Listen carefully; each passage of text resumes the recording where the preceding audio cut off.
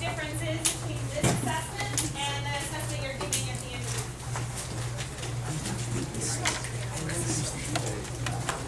All right, so let's start with English. Here's a rubric.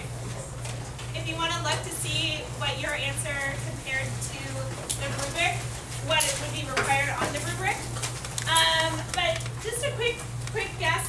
Who wants to share what they thought the ELA assessment was? Shout it out. Huh? 9? What else? 8? Anybody else? All right, get ready. Drum roll. I love it. It's 4th. What are your reactions? All right, so this is, and again, I have this for your information. This is what claim it is.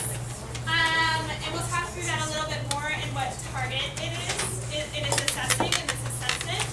How about for math? So I'm going to cover this up because I realized I actually didn't do the animation.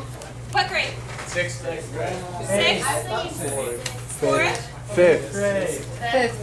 It's 3rd grade. No, that's a lie. No! Those are some smart 3rd graders. So the answers are right here. So if you're all like me, and when I check your answers, because reflect, I got one of these wrong. Like, I had to draw it out and I didn't get one of them wrong. And here's the second one. This is 4th grade. No way. So, my major takeaways from this when I did my first Common Core professional development was, holy fill in the blank, this is hard. Right? Like, this is going to be really hard for our students, but also this is really exciting. Like, this is a different level of thinking for our kids, and will take a different kind of teaching that we will engage in. So, a quick overview, get excited, because you're coming in at a really exciting time in education.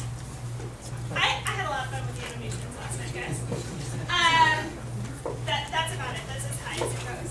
So what we're going to do today is think through, like, you will have a basic understanding of what the Common Core is as we go through just a really top-level history of Common Core and why we're rolling it out. Then we're going to explore the assessment and actually take the assessment so that we can see like what the level of rigor and thinking that our students need to have in order to engage in Common Core. And then we'll start to think through things we can implement in our classroom now to start getting our students ready.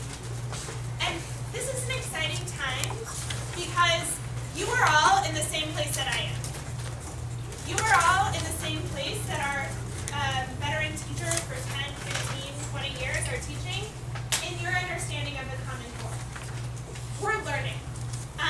It's going to be rolled out within the next couple of years in California and Nevada, and there are still a lot of unanswered questions which will come up today in our conversation. But I'm learning right there with you. I've had 3 professional developments on Common Core, one of which was facilitated by one of my core members because they knew more than I did, right? And so we're learning, and I just want to be really honest with where I'm at. I can answer some of your questions, and some of you may actually know a little bit and can contribute as well, which I hope that's the case. Any questions about this? All right. So let's start off with, what are you all either thinking about Common Core, or how are you feeling, or what do you know about Common Core? Yeah. Our textbooks being rewritten.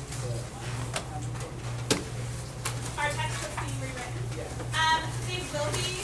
I don't know, John, if you want to chime in here, feel free. This is John, he's visiting. I'm John. I was an 07 NYC core member. I've been a teacher for the last 6 years. Yes, there are going to be a lot of Common Core line textbooks and things. That means that a lot of companies are making a lot of money off of this transition, which also means that a lot of schools are going to need more money in order to be able to buy and replace their textbooks. But I think a lot of the first couple of years are going to be focused on teachers kind of being innovative in the classroom and just bringing in a lot of outside material, things that you would do if you didn't have those resources. Because some schools aren't going to be able to purchase those textbooks in the first couple of years. Also, we have come to realize, I think, that textbooks aren't, that's not necessarily good teaching. So, to answer your question, yes. But whether or not schools are going to buy them or invest in them is another. What else? What else are you guys thinking, or what do you know? Yeah. I think this is true for all the subjects, but I know for math, the standards for each grade go a lot more into depth on fewer topics rather than getting procedures for a ton of things. Yes. How many of you have felt this summer we just have to keep pushing through and moving on with our standards? Has anybody felt like that so far? Yeah. So Common Core will allow for us to go more in depth, the mile deep versus the mile wide, and we'll have some visuals and look at that a little bit more. Thank you. Yeah. What else? Yeah. Well, for math too, it's like they're changing the way we assess students. Math typically it's more like finding the right answer and getting that answer. Yeah. It's more like explaining what you out there. I think they can have more computerized tests too, where you kind of stop this question based on Yeah. make them tight responses versus just writing down answers. I don't know if this is right, but weren't the arts just added? No, so Common Core right now, as it stands, is just ELA and math. If you want to add in if you know a little bit more about it, or if anybody else, if there are CMAs in here who know a little bit more, but right now it's just ELA and math. That's specific writing standards for history and science. We're writing goals for each area that they want to see, but specific science and history standards have been developed. They have developed science standards, but they haven't released them. I mean, they're available, you can actually see them, but next generation no one has adopted them yet. But they're available online. Good questions, good thoughts. Anyone else? We'll take one more. Teaching by using multiple methods, so for math standards, finding 2 or 3 different ways of expressing kind of simplified, and getting students to do a lot more writing and explaining how they get their things rather than. Absolutely. There's going to be a lot of changes. It's exciting, but just like they rolled out the standards-based assessments a few years ago, No Child Left Behind, there are still a lot of questions as we roll out, and a lot of learning to be done. So with that, we're going to watch a quick clip, just to kind of start to orient ourselves towards Common Core, and it's a brief high-level overview. It's a little cartoon, so I like it, and also highlights St. Louis, so I was like, yeah, shout out to St. Louis. And why we're rolling towards, why we're moving out to Common Core. Oh, I'm not plugged. How smart we are, how fast we are, how well we can, compete. But up until now, it's been pretty hard to tell how well kids are competing in school and how well they're going to do when they get out of school. We like to think that our education system does that, but when it comes to learning what they really need to be successful after graduation, is a girl in your neighborhood being taught as much as her friend over in the next one?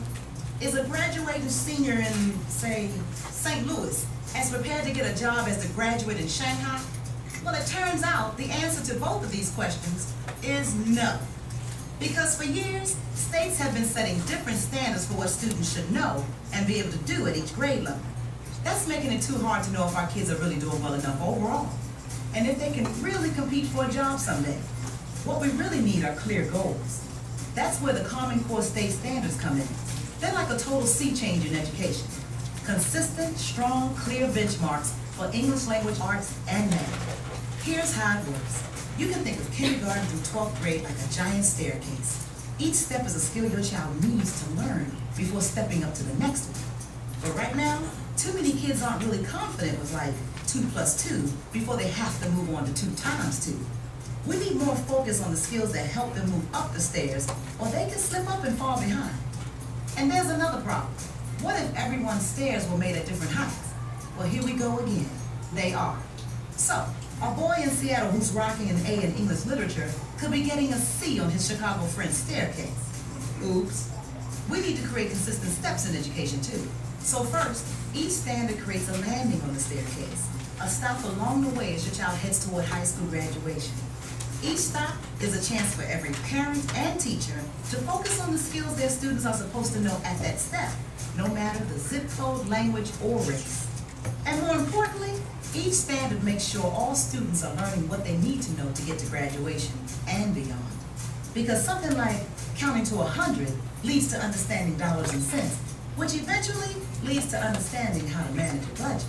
Secondly, the standards are consistent from school to school, and they match up against international standards too. Now we know how we're doing compared to just about everyone. So even though local communities will still design their own curriculum, with the same rules, everybody can compete on the same kind of staircase. But standards aren't learning. That's why we need teachers, parents, and students to help make that happen. By working together to help kids meet these standards. The world's getting more and more competitive every day. But now, when our kids get to the top of their staircase, they can have way more options of where their life goes from there. Clear goals, confident, well-prepared students. That's the Common Core State Standard. All right, and with that being said, let me stop this. We're going to need to think a little bit like this. As both teachers and students.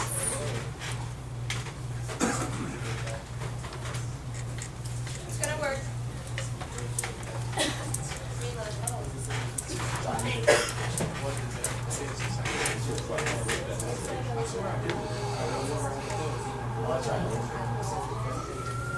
Why do I stand up here? No. Thank you for playing, Mr. Dalton. I stand upon my desk to remind myself that we must constantly look at things in a different way.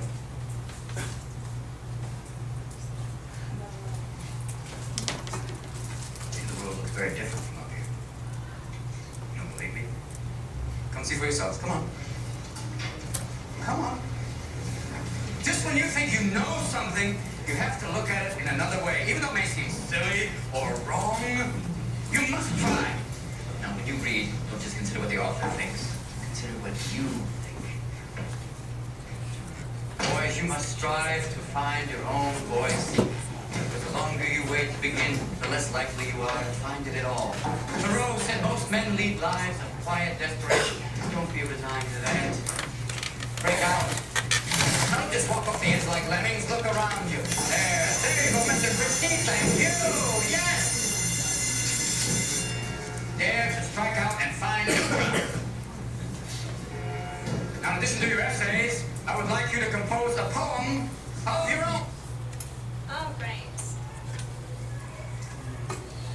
So, like TJ said earlier, is we have to think about things in a different way, but like also our kids do. It's not just one way to get to an answer in either math or English, but we really need to like set our students up starting now to like be able to defend their answers and think through what are their own opinions as well as like what if they critically think about the information they're taking in. So why the shift? So if you see the red bar right here, this is where the U.S. currently ranks in terms of, the red bar is our benchmark for where we want to be in terms of countries and education within reading. This arrow is where we currently stand. So as we think about like where we are in terms of the world in our own education, we are not where we want to be in reading or in math. So this is our benchmark in math. This is our reality in math. So you can see, take a moment to just like see where we actually are in that little arrow. Yeah, John? In terms of countries of our size, where do we they see a lot of countries there? Oh, that's a really good question. I actually don't know. So I feel like China or that we should our time, but a lot of the countries that societies are smaller. Yeah. So this is thinking in terms of countries who are or places that are just as developed as we are. So thinking through like countries and but I hadn't thought of that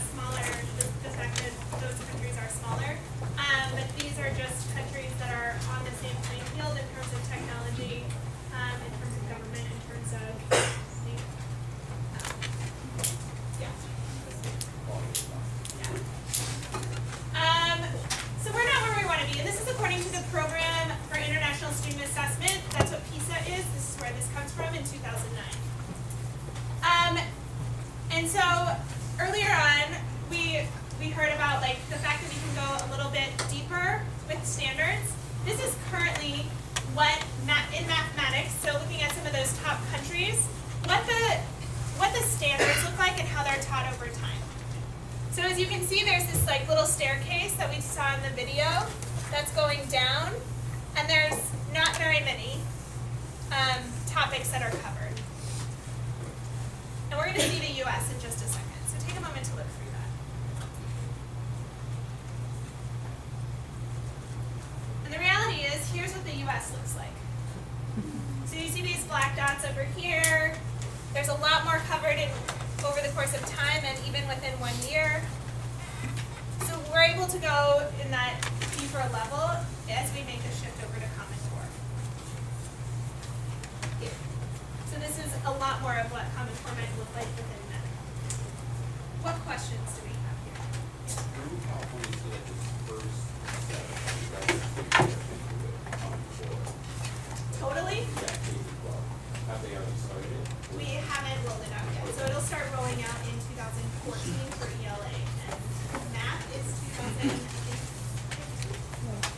I have a timeline here. I don't have that off the top of my head. Yeah. Does it like roll out for everybody, or does it start with like a generation and continue from there? It's actually going to roll out for everyone. How does it affect the students who've like been in the standard system for like 10 years? Yep. That's an excellent question. Did everybody hear that? Yeah. Like, how is this going to affect our kids now? We're going to find that out, right? Like, that's the reality of the Common Trial and Core. error. And like, so this is why we're giving this session at Institute, is so that we can start thinking, how am I preparing my kids for this level of rigor and this way of thinking? Yeah, do you want to add in? I'm sorry, I can't answer your question, but like, that's some of the questions we're grappling with as teachers and professionals in the education system right now. Like, you're not alone. There are teachers who've been teaching for 20 years and saying, like, what does this mean for my teaching? I've been teaching in this way for 20 years, and I'm making a shift. Yeah. Emilio, and there were a couple other questions. Yeah, sure. And there are like technically like testing wise, they're not rolling this out for a couple years, but there are schools that are starting to roll this out. So like my school, for instance, we do Common Core this year. Which charter school are you? Cuban level. So like there's still putting final touches on things, but like that is starting to happen in some schools just to get it started. So like kind of give us an idea of that they Gabrielle?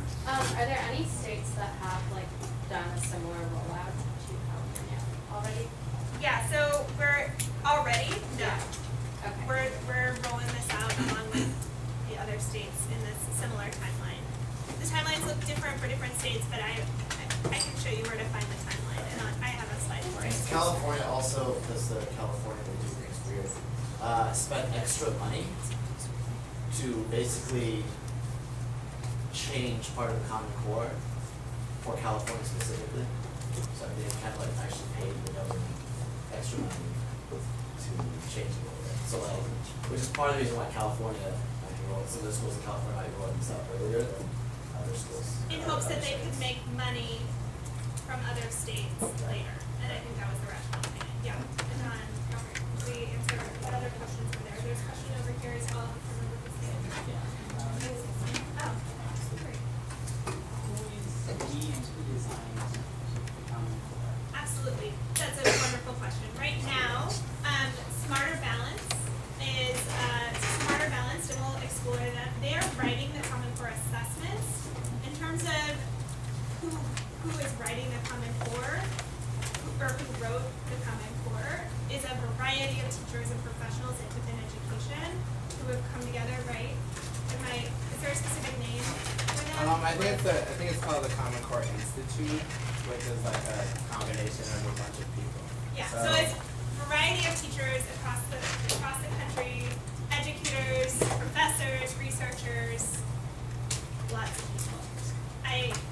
Who have studied like world education systems and have said like our kids are getting to college but they're dropping out at alarming rates, right? They're not able to even perform at a basic level in college, so we have to raise the standards of our public education system in order to be able to compete globally. Yeah. One more question? Yeah. Maybe this is like a dumb question, but. Not a dumb question, we all have it. So at the end of, like, will the student's knowledge at the end of high school be the same? Like, someone who's taking standards now to someone who takes Common Core like throughout their whole life? Like, is Common Core gonna target the same things, like, or is it, I know, I get that it's gonna be like more in depth, like at each grade level, but at the end of 12th grade, are they still gonna like know the same or more than kids who are graduating now?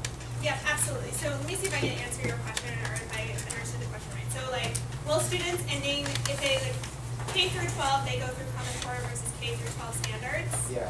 So There are similar contents, but the level at which they're being assessed, like ideally, it's not that different, but because we are requiring of them the skills to be college ready and career ready, those skills should be more fully developed, so our students would be better prepared for college and or career. Did I answer your question? Okay. So keep, if you have questions as they arise, like ask them or write them down if you want to continue, because there's a lot of questions that we all have as educators. And again, like I am learning with you, I may or may not be able to answer them, but I can point you in the right direction where we might be able to find that answer.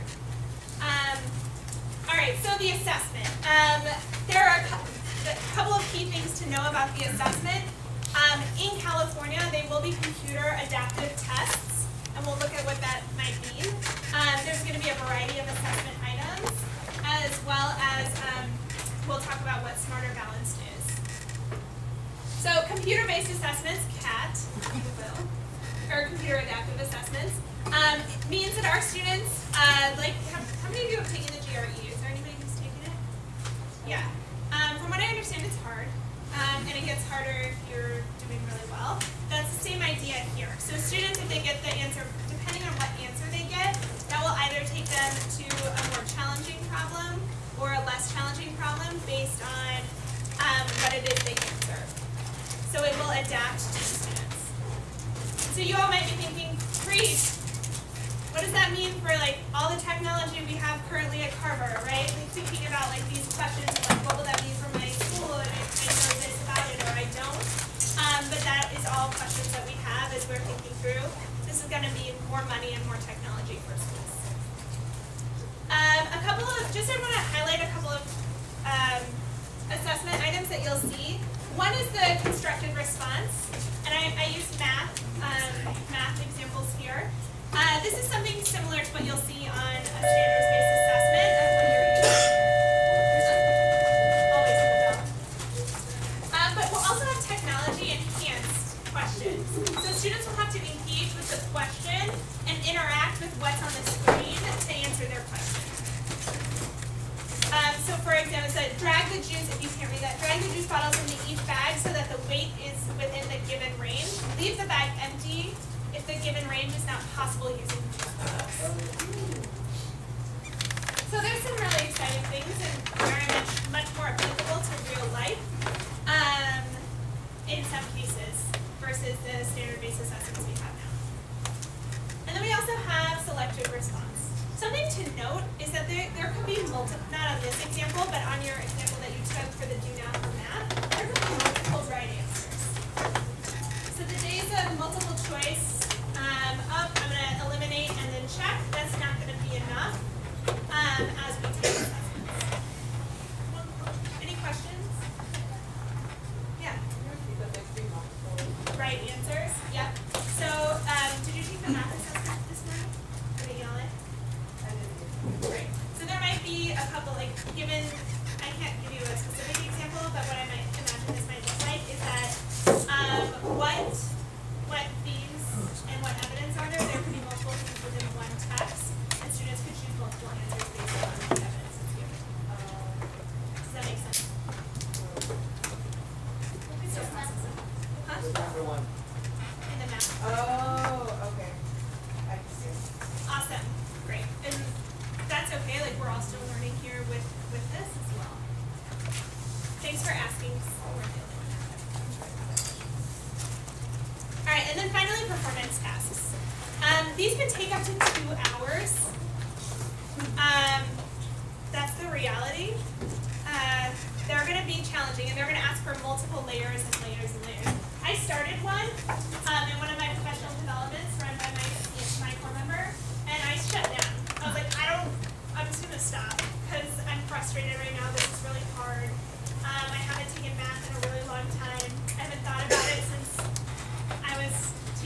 Ed Institute. So yeah, so these are just some of the like things to start thinking about as we move through into, as we are oriented towards Common Core in Nevada and California. All right, so this is, there was a couple of questions around which states. Right now, and like I said, we are using the Smarter Balanced assessments, and the states in green, sorry, it's a little blurry. The states in green are the states that are working with the consortium for that is Smarter Balanced. So like these states are using this assessment to assess for Common Core.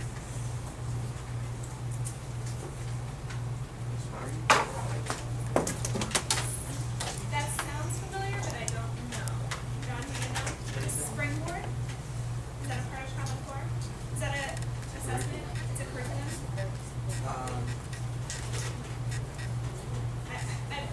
It could be to like to inform it. Yeah. TJ and then Don. No, I believe they're using something else, but I'm not sure what that's. It's called PARC. It's similar to Smarter Balanced. They're just it's a really I don't really know why it is the case that there are two different consortiums, but there's PARC and Smarter Balanced. So like half the states are part of Smarter Balanced, the other half is part of PARC. But they're still aligned to the same standards. The tests are going to be slightly different, but still very similar. It's kind of I don't know why. It's kind of silly if you ask me.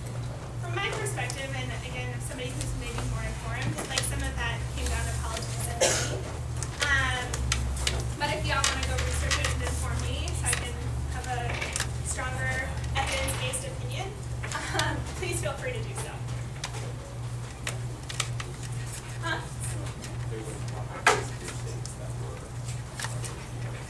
The blue states? No, not like blue states that are physically blue, but Oh, that's really interesting. I didn't notice that. Did you all hear that? No. Some of those states. oh yeah, there are the majority of the states doing the Smarter Balance are usually historically blue states. Map and the ones that are red states are great. Interesting. I love learning right along with you guys. It's so much fun. All right. So speaking of fun, we are going to start getting into like what this could look like. So I'm going to hand you either, let me ask, can I have two volunteers to help me pass this out? Don't all jump at once. Great. Yep. So if you are math, put a fist in the air. If you are ELA, put your hand in the air. So you'll know who's to pass out. As you're waiting for these standards, what you're going to do is you're going to spend 5 minutes looking through what this means. So you have claims, and you have, if you are ELA, anchor-based standards. If you are math, the standards for mathematical practice. Just read through them and start to think through what might this mean for my students. And I won't expect you to read through all of it, but just think through what might this mean for my students. And then we'll have a chance to explore the assessment.